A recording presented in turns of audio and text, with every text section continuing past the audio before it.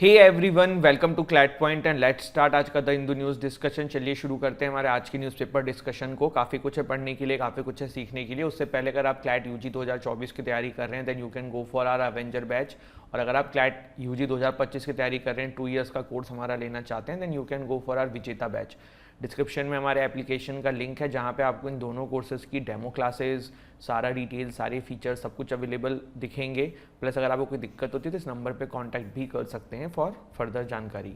अगर आप एनएलसेट की तैयारी कर रहे हैं then you can go for our Prarambh batch, and if you are preparing for CLAT PG then you can go for our achievers batch. चलिए, तो देखिए आज की जो पहली न्यूज़ है वो है कि दिल्ली का जो डिस्प्यूट है, सुप्रीम कोर्ट में send case to constitution bench, ऐसी बात आई है। क्या डिस्प्यूट है? देखो, आपको याद होगा कि पहले ना सेंट्रल गवर्नमेंट जो है, या फिर हम कह सकते हैं कि जो एलजी हैं, ये जो हैं सिविल सर्वेंट दिल्ली में जो जिनकी जहाँ जहाँ पे भी पोस्टिंग होती है उनके ऊपर कंट्रोल था। इसके अगेंस्ट में कोर्ट में मैटर गया, तो कोर्ट ने फिर जो है सुप्रीम कोर्ट ने यहाँ पे स्टेट गवर्नमेंट, मतलब स्टेट गवर्नमेंट नहीं है वहाँ पे, आप कह सकते हो यूनियन टेरिटरी की जो गवर्नमेंट है दिल्ली गवर्नमेंट, उसके ऊपर उसके फेवर में वर्डिक्ट दे दिया कि इनका कंट्रोल रहेगा। तो उसको खारिज करने के लिए जो है हमारी सरकार जो है वो ऑर्डिनेंस ले आई। मतलब पहले कोई लॉ नहीं था, पहले वो ऐसे ही कर रहे थे, फिर वो एक ऑर्डिनेंस ले आई और अभी मानसून सीजन में उसको पास करने की भी कोशिश रहेगी। तो इस ऑर्डिनेंस के अगेंस्ट में, इस ऑर्डिनेंस में वापस से कंट्रोल सेंट्रल गवर्नमेंट ने ऑर्डिनेंस के थ्रू एलजी के पास ले लिया। अब इसको ही चैलेंज किया गया है अभी सुप्रीम कोर्ट के अंदर कि भाई क्या होने वाला है। तो सुप्रीम कोर्ट में ऐसा अनुमान लगाया जा रहा है कि कॉन्स्टिट्यूशन बेंच पे रिफर होगा वर्डिक्ट, मतलब पूरा मामला, और फिर देखेंगे कि इस पे क्या होता है। तो वो वाली चीज़, इसका नाम क्या है ऑर्डिनेंस का, तो वो ध्यान रख लेना, National Capital Territory of Delhi Amendment Ordinance 2023। ठीक है। इसके बाद देखिए दूसरी न्यूज़ जो है वो भी फ्रंट पेज से ही है कि Russia halts Ukraine grain deals to push its exports. देखो, पहली तो ये बात है कि क्यों किया है, तो इसका एक रीज़न ये भी है कि आपको पता है कि रशिया के ऊपर भी ड्रोन अटैक्स कर रहा है यूक्रेन, ऐसा नहीं है कि नहीं कर रहा है। तो अभी रिसेंटली भी एक कल या परसों की न्यूज़ है कि रशिया के ऊपर काफ़ी मैसिव लेवल पे अटैक किया गया है from the side of Ukraine. और अभी रशिया ने क्या किया है, देखो आपको याद होगा कि ये ब्लैक सी वाला एरिया है, ठीक है, पहले इस मैप में देखो, और पूरे वर्ल्ड का जो ट्रेड है ना वो इस ब्लैक सी से ही होता है। अब जब यूक्रेन को पूरा कंट्रोल कर रहा है रशिया, अभी जब मतलब वॉर में है, तो रशिया ब्लैक सी पे जब तक अलाउ नहीं करेगा तब तक यूक्रेन के थ्रू ट्रेड नहीं हो पाएगा। And Ukraine is one of the most largest producer of wheat, same goes with Russia. तो बीच में क्या हुआ था आपको याद होगा, जब वीट के दाम महंगे हो रहे थे तो वो यही हो रहे थे कि यूक्रेन जो है उसको एक्सपोर्ट नहीं कर पा रहा था क्योंकि रशिया अलाउ नहीं कर रहा था यहाँ ब्लैक सी से। फिर इसका क्या निकला सॉल्यूशन कि यूएन ने मीडिएट किया, टर्की ने मीडिएट किया, तब फिर रशिया ने कहा कि ठीक है हम इनके एक्सपोर्ट को, वीट एक्सपोर्ट को अलाउ करते हैं क्योंकि ये पूरे विश्व के लिए ज़रूरी है। बट अब इसी को वापस से रोक दिया है रशिया ने।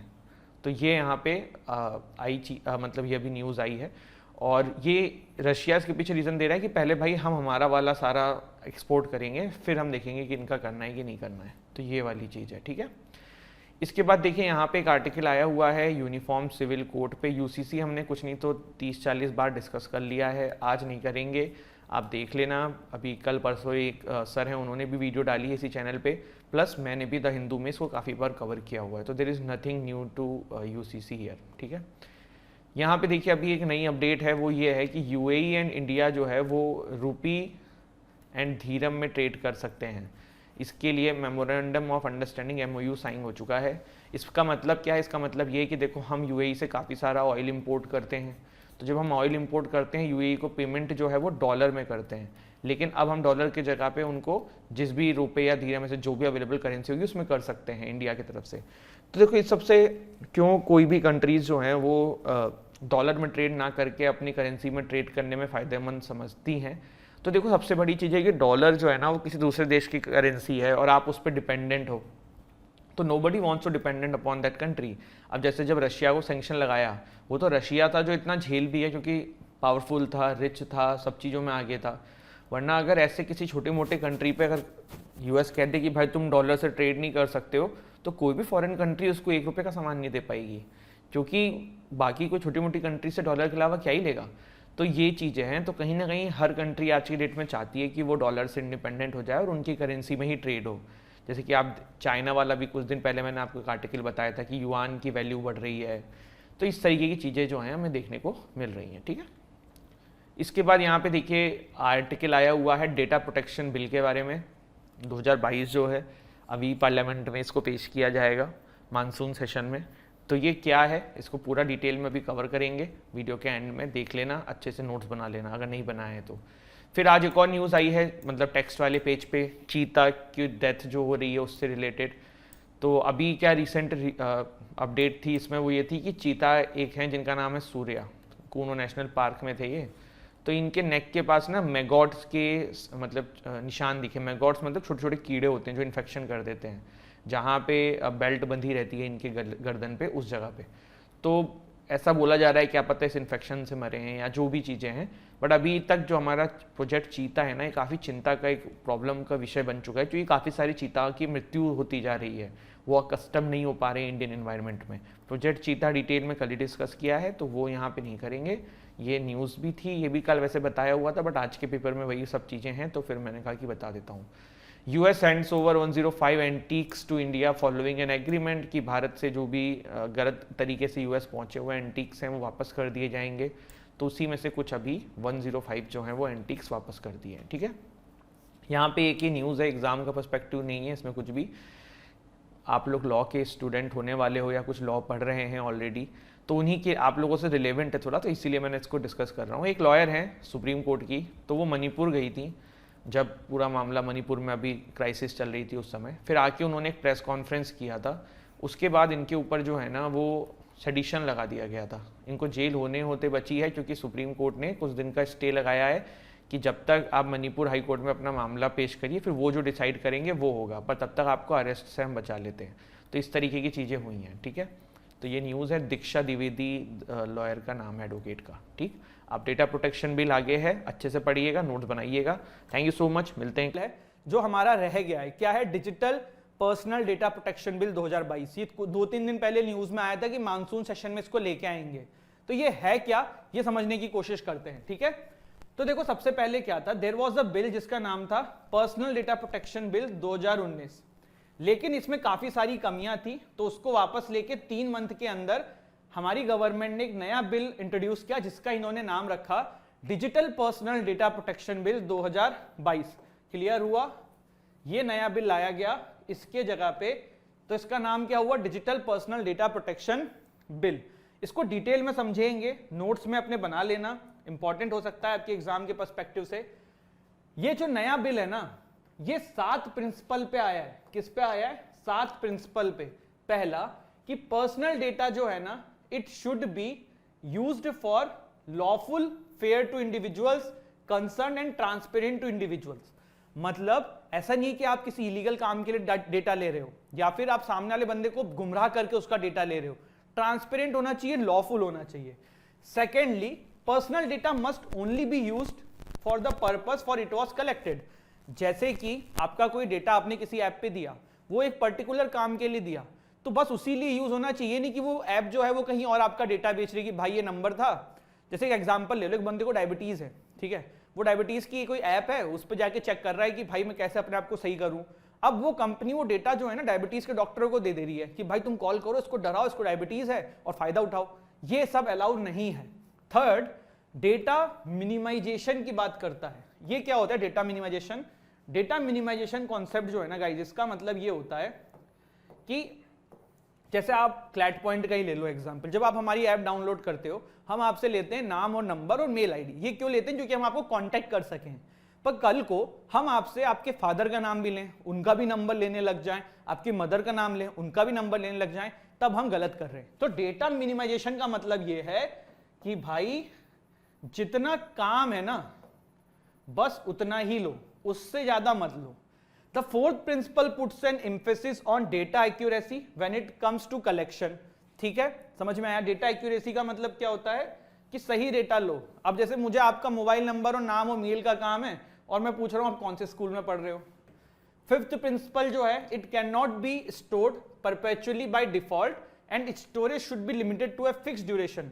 आप फ्लिपकार्ट पे गए, आपने अपना क्रेडिट कार्ड नंबर डाला, तो ये नहीं है कि फ्लिपकार्ट 5 साल तक आपका क्रेडिट कार्ड नंबर रखेगा, नहीं, वहां पे टाइम पीरियड होना चाहिए, आपने जितना सेलेक्ट किया है उतना ही होना चाहिए, उससे ज्यादा नहीं होना चाहिए। 6th प्रिंसिपल है देयर शुड बी रीजनेबल। देखो कैसे क्वेश्चन आ सकते हैं कि डेटा प्रोटेक्शन बिल में इनमें से कौन सा प्रिंसिपल नहीं था या इसमें से कौन से प्रिंसिपल पे बेस्ड था, बहुत इंपॉर्टेंट हो जाता है। क्लैट का पेपर अब जो आ रहा है ना, उस हिसाब से सिंपल क्वेश्चन नहीं आते हैं, डिटेल में आते हैं, थोड़ा फोकस करना। The 6th principle says that there should be reasonable safeguard to ensure there is no unauthorized collection or processing of personal data. ठीक है। 7th principle कहता है the person who decides the purpose and means of the processing of personal data should be accountable for such processing. जैसे मैंने decide किया कि आपका नाम नंबर लेना है हमारी कंपनी में, तो मैं रिस्पॉन्सिबल हूंगा उस डाटा को प्रोसेस करने के लिए। What are the key feature of digital data protection bill? सबसे पहला कि डेटा प्रिंसिपल एक कॉन्सेप्ट है। डेटा प्रिंसिपल का मतलब क्या है?